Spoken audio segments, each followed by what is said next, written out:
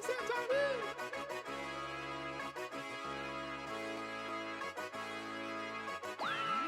you've done it now, Johnny.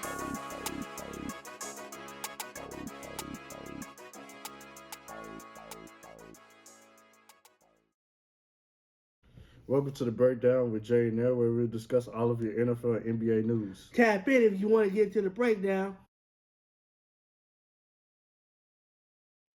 Welcome to the breakdown with Jay and Nell. I'm L. And I'm Jay. And today, you guys, we're going to knock out the NFC West side.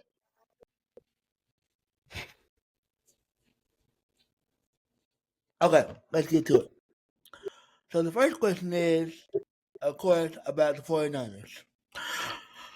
So, would you have paid Brock Purdy the money that he got? Do you feel like it was worth it? Yeah, I feel like it was worth it. He took y'all to two or three NFC championships. Uh-huh. Yeah, he took y'all to a couple of NFC championship games. Been to one Super Bowl, and I feel like he's done well as a starting quarterback. He's not he's not one of the big names like Patrick Mahomes or Lamar Jackson, but what y'all ask him to do, he does it. He does it well. He fits well with Kyle Shanahan and his scheme. But y'all did the right thing by paying him. Now he just has to live up to that contract. Yeah, I agree. I think he played for the money that he was worth.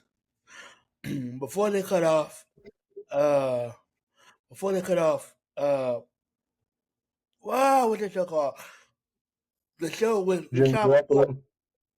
Huh? Oh, What'd you I say? think talking about Jimmy. I think talking about Jimmy Garoppolo. No. Before they cut off, the show was with Sean McCoy. They were having. I saw that they were having an argument of whether he deserves the money or not. And I was like, yeah, he deserves it. Look what he's done. And the market dictates that. So, regardless of how you look at it, the market is the market. The goal is to get more money and not less. So, of course. Yeah.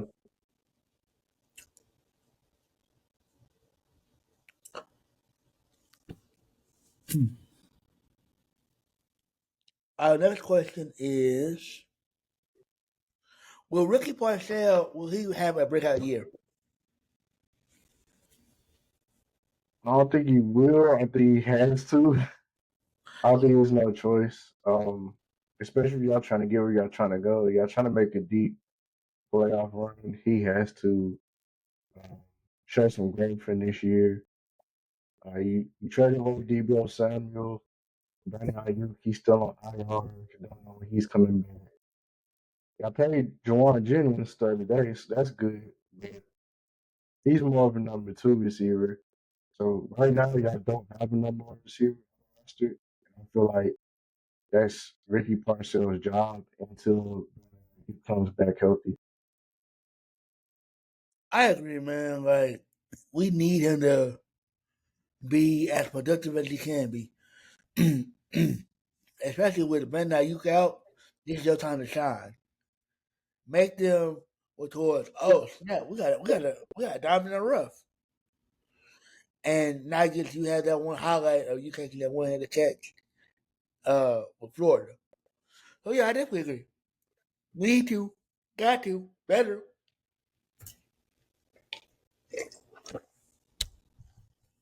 And with all our injuries that we have, it's we need somebody to step up right now. Please step up, somebody, because this is crazy. I ain't seen an injury riddle team like this since last year, and that was the Detroit Lions. But that was no defense, which was crazy.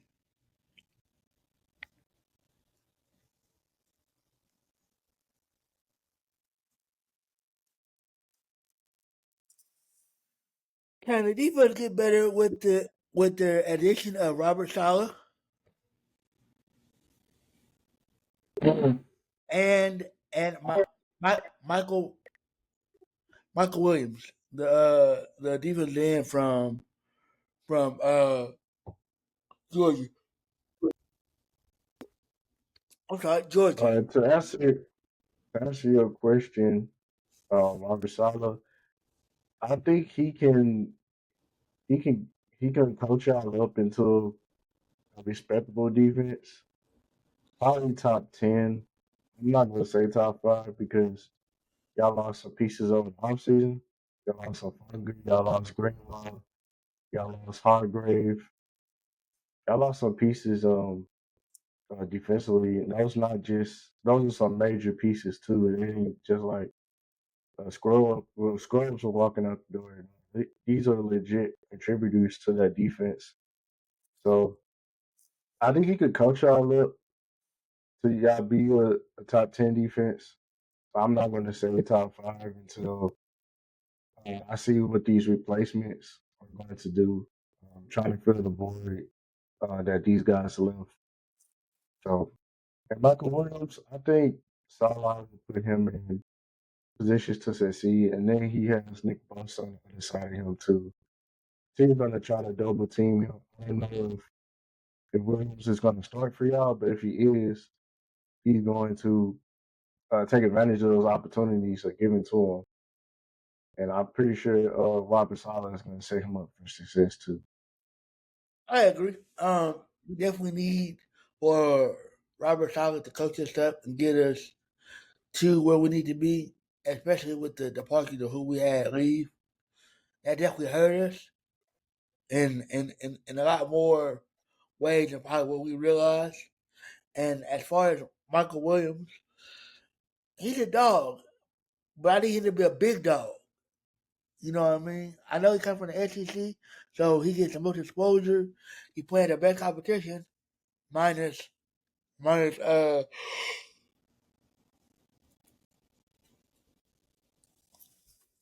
minus Nick Saban. You know, with Nick Saban not being there, so yeah, he gonna ball out, or he should ball out, because you got a perennial All Star on the right hand side. You might well go ahead and ball out, bro. He gonna get the most pressure, so that give you one on one coverage.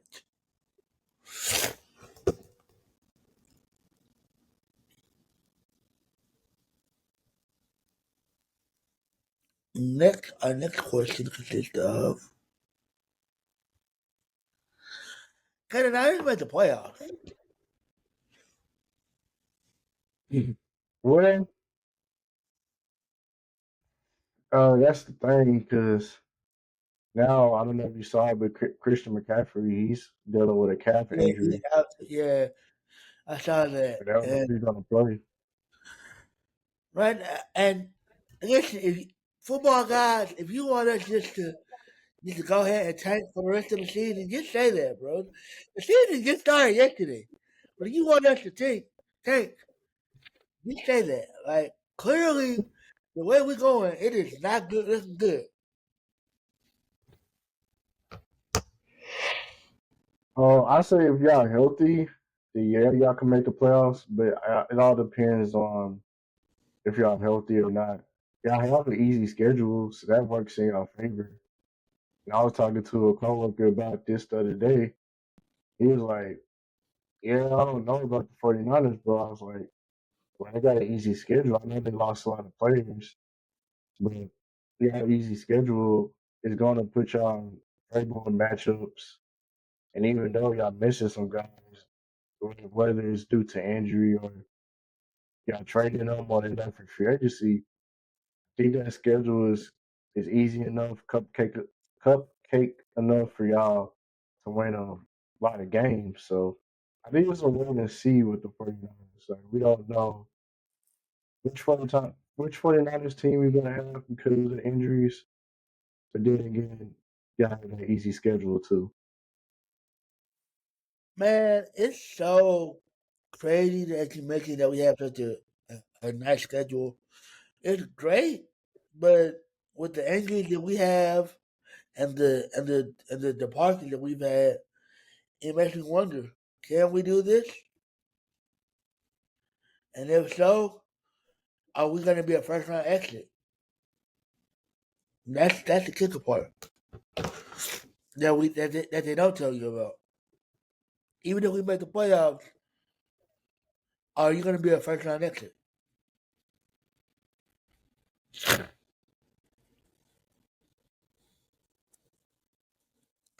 Next up, we have the Rams. Is Devontae Adams the missing piece? I know he's an older receiver, but is he what they need? I would say yes. You need a legitimate number two to Puka Nakua, and I think Devontae and Puka they complement each other very well. Uh-huh.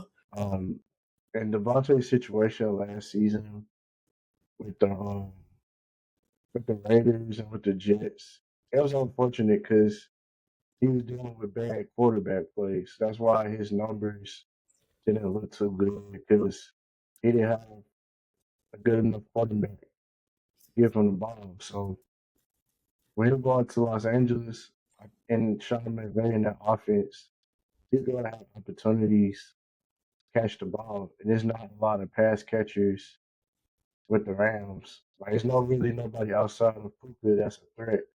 So you can emerge or you can assert yourself as a secondary option in the passing game.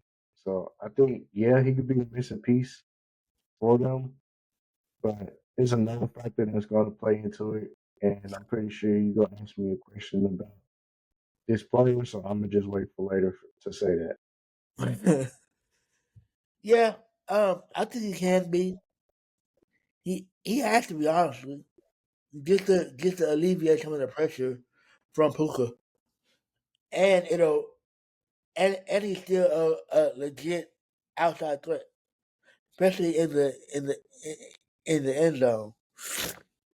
He's like 6'3", 6'4", so you know we're going to throw it up and let him go get it. So in my opinion, you know how gonna skip it. He can be. Next question is: can the Rams do well without Cooper Cup? I would say yes. He was kind of like on the decline a little bit, and like once Booker came onto the scene, it was kind of redundant to have him, I guess, because kind of like him and Booker's games are kind of similar somewhat. Uh huh. So you basically have a younger version of him already on the roster, and he wasn't putting up big numbers with them anyway. And he's been dealing with a lot of injuries, so he hasn't really been the same since they won that Super Bowl that year. So, and I think Devontae Adams is better than Cooper Cup at this point in their careers. I think Devontae Adams is better, and I think he'll be a better fit in this offense. So I don't think they'll miss Cooper Cup at all. I think they'll miss him a little bit.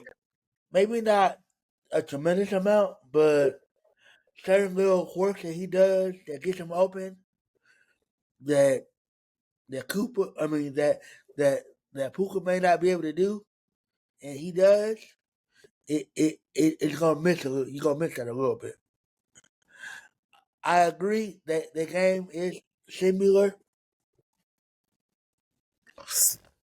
but I think that with the addition of Devontae Adams, if you would have kept Cooper, you could have had a three-headed monster.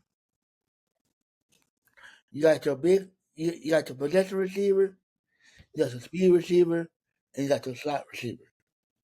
So you would have had all three on the same team, and it would have worked out better.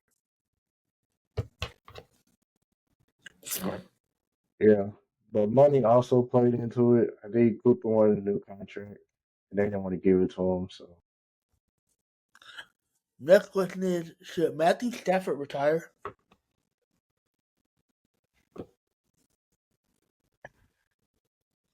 Well, we don't know. so I say definitely after this season. So he's not going to hold up throughout this whole season with that back injury. Especially you're a quarterback, you use your back most of the percentage of time, dropping back to throw. And when you turn to throw, when you turn your hips, that involves your back as well. So um, he's getting older. He's like 37, 38. So I think this should be his last season. And I hope he makes it throughout the season because the Rams are my dark horse in the NFC. But if not, also we was talking about Devontae Adams. I think his success predicates on whether Matthew Stafford stays healthy or not. So, but to answer your question, I think he should retire after this season. I definitely think he should retire. That back ain't getting no better. He's an older quarterback. It's a young man's game. Yes, you can launch that thing out the field house, but at some point you gotta be able to enjoy some time with your family. You probably don't miss out on a lot of opportunities that you can't get back because of the football team. My kid had to play, but I can't go because I got this game.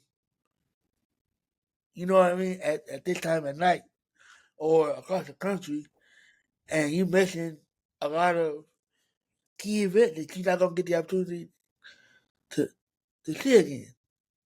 At least not in person. Yeah, you can record it, but it don't hit the same. And our final question is: will the Rams make the playoffs? I know you said that you had them as a dark horse. Why? I don't know, but go for it nonetheless. I don't think they can. Like we said, with who they have at quarterback is the main factor. Yeah, that's all right now. I give him 50-50 because I still we don't know how healthy Matthew Stafford is. He said he's good to go. He said he's going to start it on Sunday, but throughout the season, we don't know how it's going to go. We don't know how that back injury may flare back up on him and he'll miss some games. So I think it all depends on Matthew Stafford's health because I feel like they have the team to be a playoff contender. You added Devontae Adams. You had a nice young defense. You got a solid running back in Kyron Williams. You got Puka Nakua. They got some pieces in LA, but Matthew Stafford has to stay healthy first. I think they need a successor, and they don't have that. So everything is predicated on Matthew. Everything's riding on Matthew instead of you having a young gun who can learn from him. You got it as we just gonna lean on Matthew, so it makes it a lot worse. So when he does go down, you kind of you're stuck.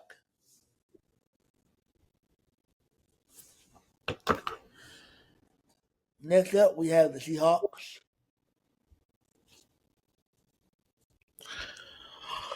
With the loss of Geno Smith and Pete Carroll, can the Seahawks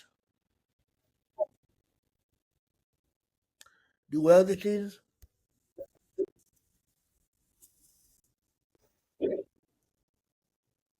Well, they're not going to be a playoff team. I'm gonna tell you that. I don't think they'll make the playoffs. Yeah, we know that. Um, I think a lot of what Sam Darnold was the coaching in Minnesota and the pieces he had around him. That's how he was able to be successful. Now they have a good coach in Seattle, but he's a defensive minded coach. I don't know Uh, who their offensive coordinator is in Seattle, but I'm pretty sure he's not better than Kevin O'Connell in Minnesota. So he doesn't have Justin Jefferson on his team in Seattle. So um, I don't think they'll be successful this season. They definitely not a playoff team. They'll probably win maybe 7 or 8 games. So I definitely agree with you. I don't think there would be a contender at all with those pieces missing. You got Geno Smith, you got Pete Carroll, and you got DK Metcalf. So all your offensive side of weapons are gone. So you get stuck. You don't have anybody. I mean you got Njigma and you got you just got Njigma. That's all you got on the outside. So you got stuck. You really And all you gotta Cooper do Kupp, is bracket coverage. Y'all ain't got nobody else. So y'all gonna be stuck for a minute.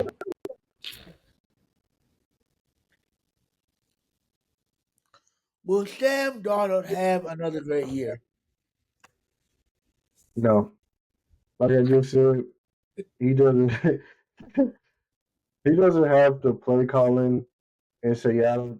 In Seattle that he had in Minnesota. That's one. Two, he does have the weapons that he have in Seattle than he had in Minnesota. So those two things right there, uh, that basically cancels it out. Like he's not going to be successful in Seattle. I like Njigba, but he's only one player, and eventually, I don't know if he's going to rise to the occasion and be that number one receiver for him. That's left to be seen, but no, he's not going to be as successful in Seattle as he was in Minnesota. I agree, bro. Like without the pieces on the outside and not having a balanced run game, he's not gonna do well. So you can kiss that Sam Darnold goodbye because he ain't coming. I don't know who you gonna have. I don't know which version of him you're gonna get, but it ain't gonna be that one. They're going to get the New York Jets version of God, dog, that's even worse. him. That man went from being a top three pick to being a question mark in like 5 years. Shoot. Ooh, I feel bad for him.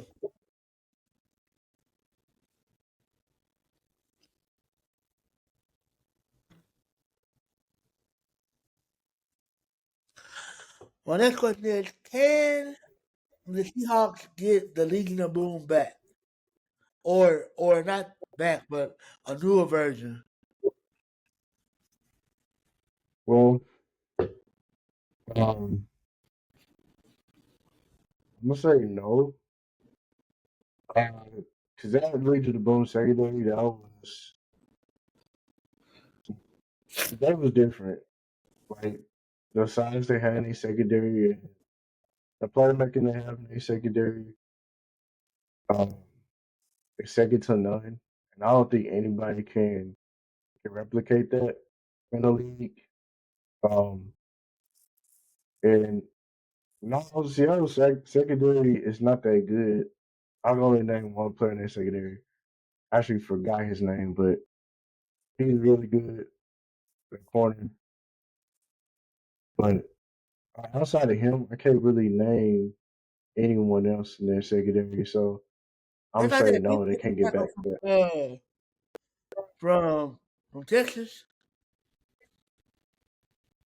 Oh, yeah, that's defensive line. You asked me. You said secondary. So No, I know. I can name another player though. So they got two people. yeah, I thought you go ahead and talk. I'm trying to look up other dude right Okay, so I definitely don't think they can, man. Like I know they would love to, just for just to have that legacy again, but that's not for them anymore. They had their run, let it go. That was a hell of a run, and a whole bunch of trash talking. But it was definitely something that can't be replicated. They did well with who they got, and take it for what it is and move on. Yeah. Well, the guy I was talking about was Devon Witherspoon. Oh yeah, the Yeah. fast dude, huh? Yeah. Yeah, yeah, he not, yeah, he nice. I like him. He real nice. Okay, next we have the Cardinals. Our final and last piece. Will Marvin Harrison have a breakout year, man? I think he will. I think he will. It's his second year going into the league. He should have the rookie jitters out of his system. Kyler Murray, he's healthy. Um, and Arizona, they're a young team, and I think he's gonna break. I think he's gonna break out. I think he's gonna have a big season. I think he should have a decent year this year. Maybe not crazy breakout, but he should have he should have a great year, a respectable year. Let's put it like that. And hopefully, it gives him what he needs to go further and be better and better. Because coming out of Ohio State, he was that boy. You wasn't gonna stop him at all. Two, single coverage, trash. Double coverage, trash. Triple coverage, trash. Just throw it up. I'm getting it. My Yeah, next question is on Kyler Murray. Will Kyler Murray get them to the playoffs? Can he get them to the playoffs? I'm gonna say no. NFC is so top heavy right now. Um, I put teams over them like the Vikings and maybe even Chicago. Oh wow. Um, the Rams, they'll end up winning y'all division. Um, yeah, the Buccaneers, his team is ahead of them right now. I don't feel like they could get in. They can't even get in as a wild card because how deep the NFC is. Yeah, I definitely agree, bro. Like the NFC is such a wild horse that you never know who's gonna come out of what division, how it's gonna play out. It makes the NFC exciting. You always get like the best. To me, it seems like you get like the best play out the NFC than you do at the AFC. The AFC, you tend to have three teams that are like relatively decent. Everybody else is just subpar.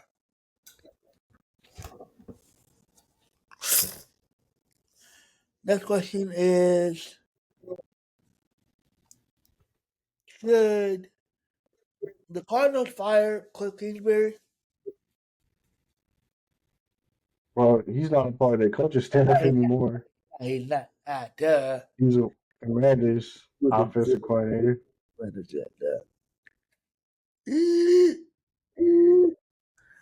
Is do you believe that Kyler Murray is actually studying, or do you think he's still playing Call of Duty? Well, I'm not around Colin Murray 24/7, but he did have a solid year last season, so I would say I think he is like being more focused on football. Um, It's about time. yeah, I guess. I guess he's more focused on football. He didn't have a bad season last season. He had a pretty Decent. solid season. I think. I think as long as you keep Call of Duty out the area or away or off the TV screen, you good. As long as there's no Call of Duty popping off, he gonna ball out. But the minute you hear Call of Duty, it's a wrap. You finna go downhill. Where they gonna get him at some fake tape and tell him, "Hey, go look at these plays. There's nothing on there. We did that on purpose." So finally, can the Cardinals? I know you said no, but if the Cardinals somehow make it to the playoffs, how far can they go? First round exit. Damn. First round exit? Dang. I thought they would. Yeah, never mind. You're right. It is probably first So you round exit. tell me they could do it to like Tampa or Yeah, Minnesota bad. It's not even gonna or be a good. y'all or Yeah, Detroit. it's gonna be bad. It's gonna be bad. So, yeah, first round exit sounds about right. In fact, it sounds way more than about right. That's probably what's gonna happen. Okay, now I know we both saw the game last night. So what's your thoughts on the whole Jalen Carter, Dak Prescott little spitting thing? Before we get into that, who do you have winning y'all division? Oh, us of course. I'm lying. I don't know who's gonna win it. Honestly, I want to say us bad, but I don't know. If not us, then I'm gonna go with the Rams. I feel like the Rams are the most complete offensive team that we got right now in the NFC West. Everybody else is kind of limping along. Yeah, I'm gonna say y'all because, like I mentioned earlier in the show, y'all had an easy schedule working in y'all favor. So I think y'all gonna win enough games to win the division and get into the playoffs. Okay, now back to what we were saying with the Dak Prescott and the Jalen Carter situation. I think that for one, that was very disgusting, and he shouldn't have done that.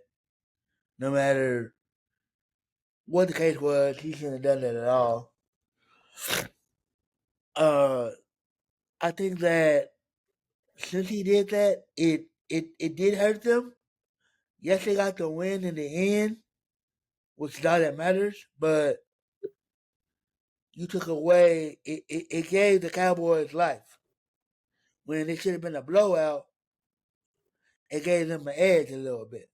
Oh, we ain't got to worry about him. Cool, we can get off on our running game, which actually happened.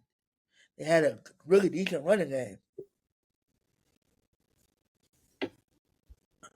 So I think that was an idiotic move by him and something that could have been easily avoidable. Yeah, I agree. When I first seen it, I was like, okay, they just arguing with each other. Like this happens every Philly Cowboys game. They always get into it either before the game started or when the game starts. So I didn't think enough of it until I saw the replay when he actually spit on Dak. I was like, man, Dak better than me because I mean, I if don't he's win getting well. ejected, if he's getting ejected, I'll be getting ejected too. Like, I'll punch you in your face, but you're not gonna spit on me. Yeah, But like that. Yeah, that's one thing that you don't do. Like, but it was disgusting. Should have been done, and it doesn't look good for him because he may have done anything like this in college, but there was talks about like his behavior and stuff in college, and yeah, our team was his almost staying behavior away always from kind of drafting him. subpar or not. Not he doesn't have a good track record when it comes to his behavior. which is why he dropped as far as he did.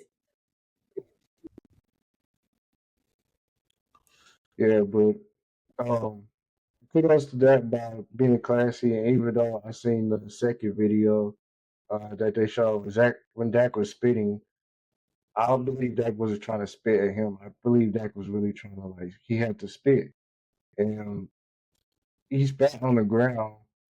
And even though Jalen Carter was standing right there, he didn't spit on Jalen Carter. So there's a difference between me spitting on you and spitting like in the area wherever you standing there. Like there's a difference. So Yeah, I'm tired of I people that are trying to say that Dak should get in trouble too, because no, I don't think that's the case. Dak didn't intentionally try to spit, but Jalen Carter did. yeah, I agree, bro. Like that whole scenario, I saw Jason Kelsey was like, the truth will set you free. And I'm like, bro, your former teammate just spit on this man. And it actually hit him. It wasn't like, oh, it was to the side. He looked off and he spit and the wind carried it or something like that. You literally spit on me. He better than me because I'd have spazzed out. We we going blow for blow at that point. Once you do that, all bets is off. Um, And I want to go ahead. I'm sorry. Go ahead. once you get done with your topic, we're gonna discuss Mr. Butterfingers himself. I was gonna say kudos to the NFL because they already released it. They said that Prescott's not going to receive any punishment. He's not going to get fined or he's not going to get suspended. So that's good on the NFL's part for putting that out there. Trying to get a little clarification on that side of it. We still waiting on Jalen Carter, and I think he's going to get suspended probably 4 to 6 games. That's gonna be a hefty suspension, bro, which is well deserved, but still, you need that key defensive piece out there. You're gonna miss that eventually. You may not miss it the first 2 3 games, but you're gonna miss it a little bit later on down the line. Now, another question is your boy, CD Lamb, Mr. I got it, coach. Butterfingers himself. So I have 2 questions. The the first question is this: did he have a good game? And why do you think he didn't catch those balls? I also it was a good game for the first half. The second half was terrible, but I think I think it was the pressure, like the pressure of and I know a few of those balls, like he was kind of like somebody he was caught in the crossfire. Like if he would have caught it, he probably would have took a big hit. And maybe he was thinking about that, but still, you number one receiver, you top dog, you getting paid the big bucks, you got to make those catches. Mm-hmm. But I think he was thinking about the after effects of it, like, oh, what if I get injured, or what if I get hit hard or something like that. And that's the only thing I could think of because the play was there, like the ball hits you in your hands, you have to catch it, and it was like 2 or 3, like 3 balls he did catch in the second half that were crucial, and we could have put points on the board. We could have been in Philly's territory. We could have won the game. So I'll say, yeah, TD, you my guy, but you cost us the game last night. I agree with you. You know that one play where he went down to the ball and one of the two of Philly defensive players hit the ball up and Turpin should have came and got that. I feel like Turpin should have came and got that. I have to go back and see it because I don't remember seeing Turpin in that shot. Only thing I saw was the two Philly players. So if you, whenever you get a chance, go back and look. It's he wasn't crazy close to the ball, but he could have ran over there and made an attempt. So I think that's another reason why you got lack of play awareness going on, and maybe the moment was too big for him, and he got overwhelmed by that. And you can't be afraid of a big hit. That's the name of the game. You you the big dog. You deserve to get hit big. Well, not you don't deserve to get hit big, but big hits gonna come your way, and you gotta be able to bring them in when it's time to bring them in. Yeah, But I think he'll be. I think he'll be fine. I think he'll bounce back next week against the Giants because oh he's yeah, not like CD. He only had like 6 drops the whole season last year, so he'll be fine. oh yeah, yeah, so yeah, he good. He like not at 10 times he gonna get some balls. So I don't doubt that. But I feel like he he put the game in his hands and he made grave mistakes that couldn't be turned around.